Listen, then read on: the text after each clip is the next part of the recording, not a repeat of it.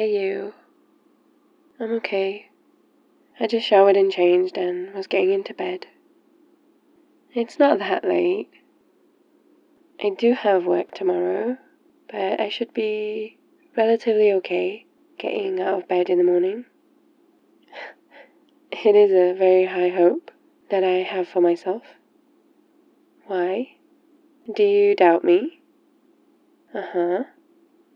Well, if that's the case, then you should come over here yourself and get me into bed earlier. Good luck with that.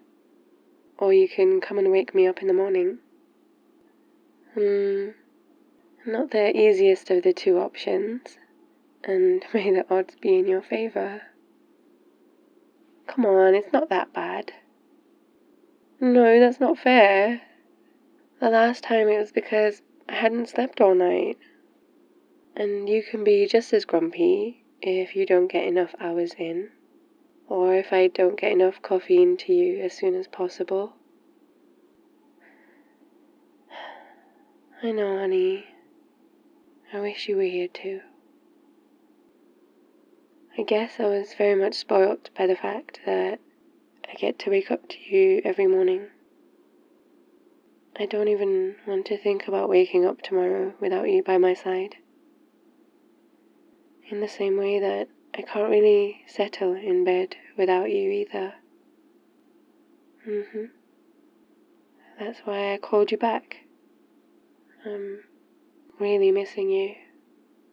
And it's only the first night. I'm trying not to even think about the rest of the week.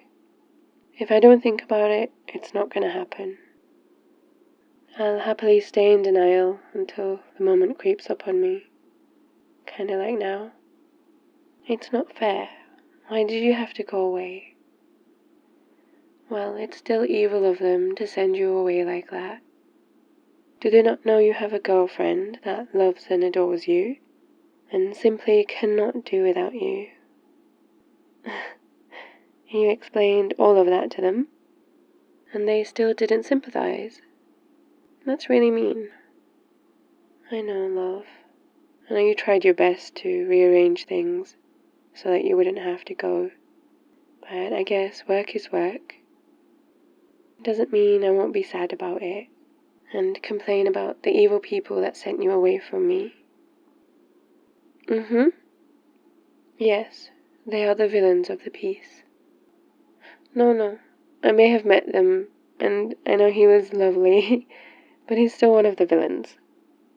I'm adamant, there's nothing to be done about it. I'm allowed to be a little unreasonable. Because I love you, and I miss you so much right now. And even as we talk about it and joke about it, I'm trying really hard not to think about it. You want me to talk about it? Are you trying to make me feel my feelings? Won't you let me stay in denial a bit longer? Being on the phone helps a little. What do I miss about you? Darling, what don't I miss about you? Well, ask a cheeky question and get a cheeky answer. Do you really want me to list everything? You know we'll be here all night if I list everything. No, I could go on forever, but one of us will fall asleep eventually. I missed sharing my food with you tonight. No, I wasn't happy to have it all to myself. It might be hard to believe, but I love sharing my food with you. And I miss the random spoonfuls that you give to me from your food. As we're eating, you wait for the perfect opening when I'm halfway done with my mouth full of food and you're like, think fast, try this. I don't know how food isn't its own whole category as a love language. I get how it fits into others, but it's so much more than that. Yeah. It's our very own completely unique love language. I don't know how us, as two major foodies, ended up together. If that doesn't make you believe in destiny, I don't know what will. and that was just as I was sitting down to eat. I missed you as I cleared up the dishes. No, you say it like I make you do all the cleaning up. I miss the little catch-ups we have as we put the dishes away and clean the kitchen up. I love when you do that. It may take a bit longer to wash up when you're wrapped up behind me like that, but I'm certainly not complaining about it. I can always do with the extra pair of hands. Even if the extra pair isn't involved in actually doing any of the cleaning. It's the thought that counts. Everything else is just an added bonus. I really missed your back hugs tonight. The house just feels kind of cold without you. Oh, best believe I'm wearing your clothes right now. That was going to be a given. Well, you know I love to cuddle after we've eaten, and as we settle in for a lazy kind of night. I was missing the scent of you. Yeah, I found it. I am. I'm so glad you left that hoodie for me. How did you know I would want that? You were better prepared than I was. I'm glad you were, because just as I was starting to get upset about it, I went to look for one of your tops or sweatshirts, and I found the one you'd left for me, neatly folded on top of everything. And the little note that you left, too. Oh, I still cried when I read the note. A little less out of being upset and more from the fact that you knew that I would be missing you, and you knew exactly where I'd end up. Now, after I found it, I quickly jumped in the shower and put it on. Yeah, I used your soap too. I didn't want to risk changing the smell on your clothes to that of any of my products, so naturally I had to use yours. I'm gonna make it last as long as I possibly can. I think I can get it to last till you come back.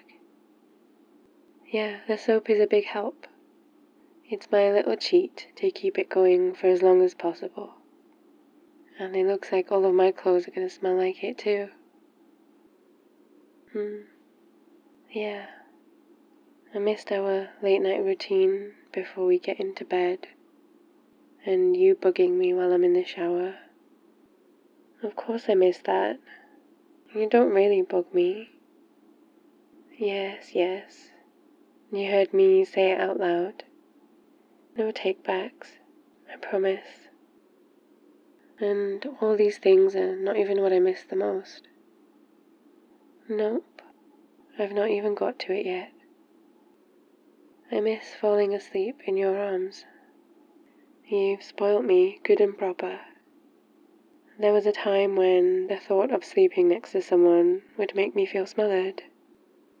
Because people are too hot, and sleeping and being under blankets is a hot enough affair anyway. Yeah, there's that too. Nuh-uh, that was not bait for you to take. You just like to fish out the spicy bits of the story. Sorry, what was I saying? Got sidetracked after what you said. But yeah, when you sleep alone for long enough, the thought of sharing seems nice, but it does feel weird when you share a bed with someone again. No, it wasn't weird with you, and I'm not just saying that just because. You'd notice if I couldn't sleep next to you. We fit perfectly, like two pieces of a puzzle. I know I can be a bit annoying with my fidgeting until I'm able to fall asleep, but you managed to figure that out too. I fall asleep so much quicker in your arms. I don't know how you do it. I can only hope that you don't take advantage of that. Hey, On me, of course. No, you're not allowed to say that.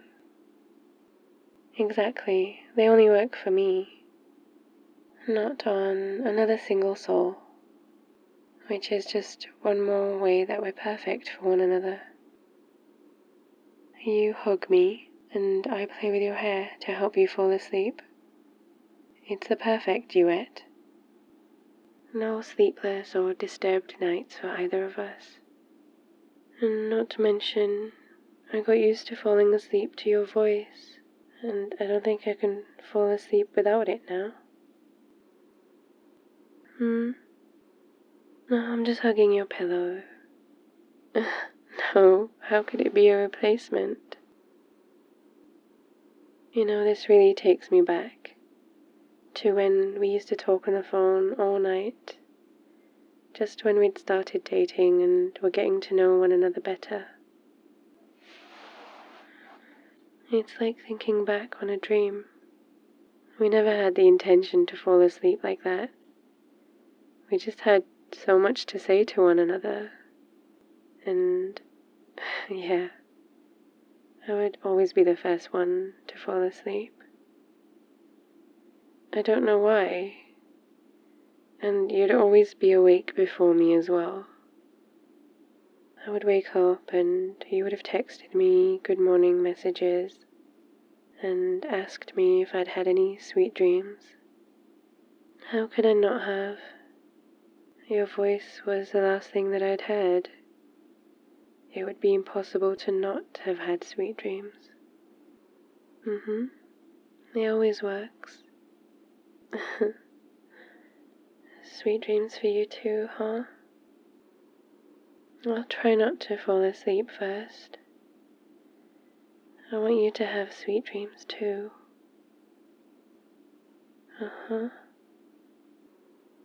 No, I'll stay awake longer than you. The pillow smells just like you. I miss you. I love you too.